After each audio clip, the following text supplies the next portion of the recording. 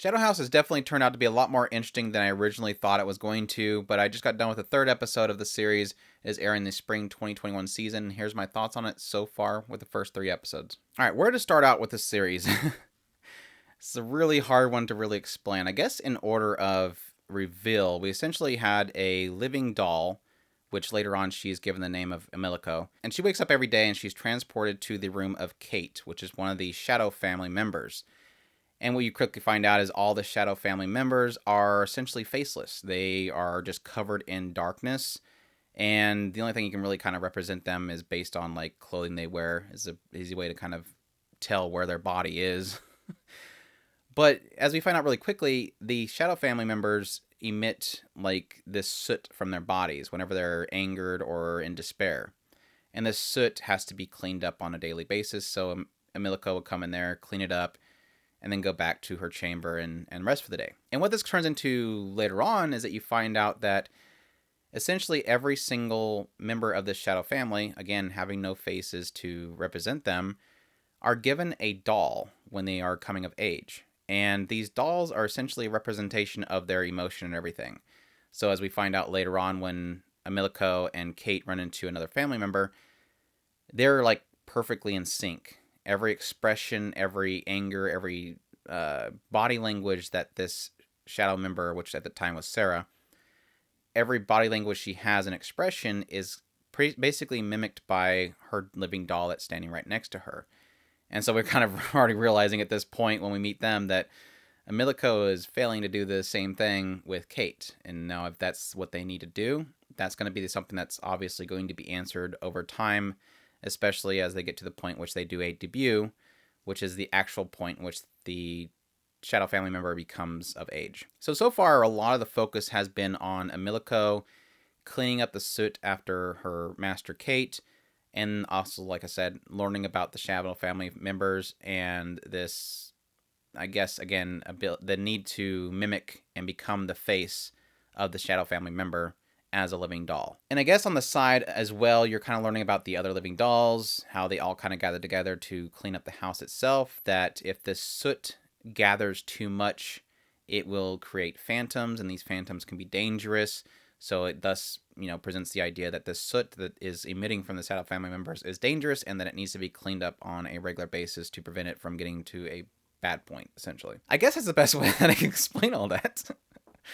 It is a very, there's a lot to unpack with this show so far, and it's already really kind of intriguing me because it doesn't seem like any point in which the show is going through that it feels like it's wasting any time. It is basically unraveling this multi-layered onion slowly and meticulously, and I am really curious of which direction this show is actually going. Like I mentioned before, I really wasn't expecting much from the show. I just figured it would be a thing of, okay, here's the Shadow family members, and then at night the dolls come out and clean up everything, and then during the day the Shadow family members live.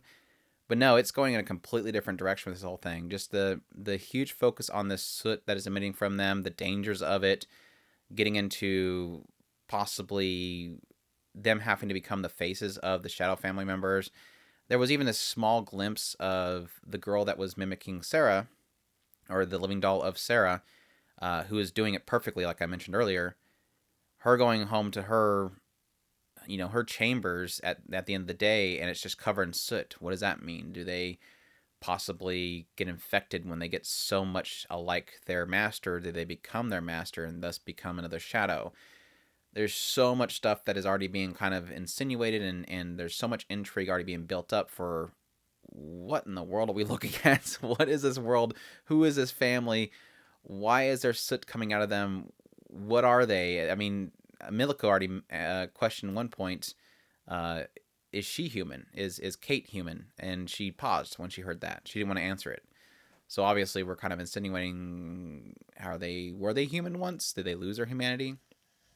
And there's also the question of when the series first started, it showed a train coming to this mansion, and it seemed like Emilico would have been on that train. It seemed like she was in that room, and they all drank something which made them what they are. Are they really dolls, or are they just humans that were brought there? They made them drink something, and then maybe that made them forget their past, and thus they think they're dolls, but they're not actually dolls. I mean, she's hungry and all that kind of stuff. Is she really a living doll, or is she actually a person that is being essentially, again, her memories wiped and made to think that she's a doll? It's very curious. What is a phantom? They had some the aspect of the soot sickness, which is when this soot becomes lively and attacks one of these living dolls. It like almost seems like it removes their entire existence. They seem like they become zombies.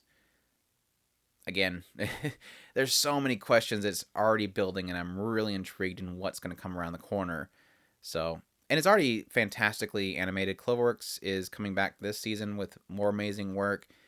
Just the amount of animation that's happening this series already, the shots, the directing that's happening, they're doing an incredible job of bringing these characters to life, these dolls to life. It's also interesting in this recent episode, they had Emiliko's little doll that she had created alongside Kate's doll. When she was fixing it, she put soot inside of it, and they noticed that Kate can control the soot. So this kind of gives a little bit of perspective on the idea that if the grandfather is the only one that can possibly bring these dolls to life, are the dolls made of soot? And is Kate exhibiting the powers that her grandfather did? And what does that mean for the controls of power? They might not like the idea of another person being able to do what the grandfather can do, because they almost kind of hold him in revere in the power that he has to bring these to life. Again, if we're assuming that they're not just wiping the memories of actual children and making them think they're dolls, then there's a possible power struggle they could possibly create there. So just fantastic overall, though. I'm enjoying the series so far. It's weird. It's almost like it's very an eerie show with a lot of intrigue and a lot of mystery kind of enveloped in it. But at the same time, it doesn't feel grim. I mean, besides the whole soot sickness kind of thing was a little bit, creepy how it was affecting her, but other than that, it's like a very eerie show, but not dark at the same time. So I think a lot of people, similar to my brother, would actually really enjoy this series. It doesn't feel dark, but it has almost a dark theme to it. And like I said, thoroughly enjoying it. Absolutely fantastic animation work so far. The characters are fantastic so far. The mystery is fantastic so far. I am definitely looking forward to more of this series. This is something that I definitely would like to look at on a weekly basis to get my thoughts on it. So look forward to that. And I guess that's it. I can probably go on and on, but yeah, that's my thoughts on the first 3 episodes so far of Shadow House. Definitely turning out fantastic so far. If you did like this video, please leave a like. Comment down below. Let me know what you thought about Shadow House, if you checked it out or if you're going to check it out. And as always, if you haven't already, please subscribe. And I thank you all for watching, and y'all take care.